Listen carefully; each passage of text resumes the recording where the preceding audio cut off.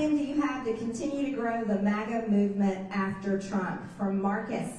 Well, Marcus, you know what? I think MAGA is already on its way. It's not anything I have to do. MAGA proved that this movement is not only just a movement, it is the American people. Because the American people overwhelmingly voted for MAGA in November of 2024. That's exactly what the American people voted for. So I'd say it's up to the American people to make sure we keep it going. Do you think that President Trump will lose support from voters who are not willing to wait and see the end results of the tariffs? In other words, we know that the tariffs will give him bargaining power and in the end more business and jobs back in America. But some seem to be frightened of his aggressive moves. Sandra, that's a very good thought, but I'm going to tell you right now, don't be a pannequin. That's a new word President Trump came up with. You see, look, it took us decades to get here. Decades to get to $36 trillion in debt. It took decades for our factories to get shut down and our jobs sent overseas. It took decades for us to all fall into this terrible, it's basically a grave that America has been put in and dug by our federal government. So I support President Trump so much. And you know who he's standing up against? China. That is exactly who he's standing up against. China has stolen our intellectual property. China has stolen so much of our trade. China has spied on the United States and Americans. And President Trump is standing up for us and American companies, and he is stopping it. I don't know about you guys. I don't want a war with China, but we can beat them economically. And that's exactly what President Trump said. Do you see an even role for DOGE at the federal and state level, Larry? Absolutely. I think reducing waste, fraud, and abuse should be in every part of government. Yeah, it should. And I encourage you all to push to make that happen. And I think it is happening in Georgia. I've heard there's over 70 counties that are creating DOGE groups. So I think it's already on its way. What are you doing to reduce national debt, not just slow its growth, Patricia M.? Patricia, this is a great question. So reducing our national debt is going to happen in multiple ways. Here's how it's working. President Trump is growing our economy. I think he has around $7 trillion of commitments from companies that are bringing that money, $7 trillion, into our economy by bringing their companies here, manufacturing and creating jobs. Another way that we can do that is, of course, reduce the size and scope of the federal government. President Trump is already starting that by getting rid of the Department of Education, getting rid of USAID, NPR, PPS, and many other waste and fraud.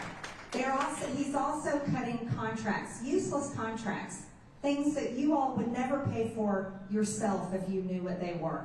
And also stopping ridiculous grants funding things that we should never fund, not just here in America, but in countries all over the world.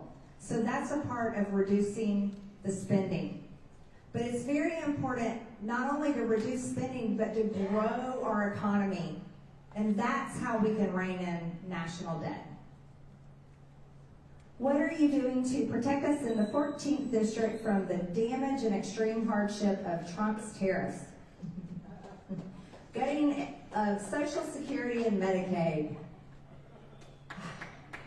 DOGE gutting our government with a chainsaw approach and the utter destruction and ignoring of our Constitution and rule of law. He is not well physically or mentally, and he's making non-sensible orders based on his whim of the day. How are you going to rein him in to protect us? Oh, poor Christina. Poor Christina. Well, I'm sure, Christina, you think that you're pretty smart. But the reality is you are being completely brainwashed by whatever source of news you listen to. The facts are this. No one has lost their Social Security. No one has lost their benefits. Criminals have lost it, yes. Fraudsters have lost it, yes. And even the aliens have lost it, yes. And if you want to get rid of those people where you hate our country and you hate America, what am I going to do? I am going to stand by my president. I am going to support my president. And I'm going to fight for his agenda with everything I have in Congress. And that's what I'm going to do for the 14th district, because I know for a fact you are going to have more money in your pocket, you're going to have more jobs available, you're going to have a stronger economy, and you're going to have safe cities and communities to live in, and you'll be safe from terrorists, cartels, and criminals. And God bless President Trump.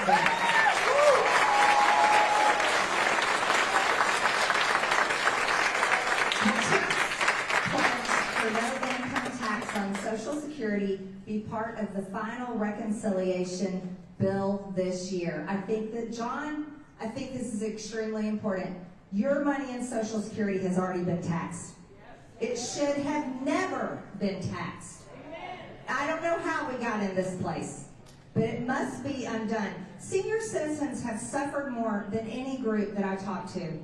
It's been tragic and heartbreaking talking to many seniors over the past 4 years, because many of them I talked to could hardly pay their rent, had to choose between medication and groceries, told me how they couldn't afford to buy gifts for their grandchildren because they had to figure out how to afford to pay rent and how to figure out how to live.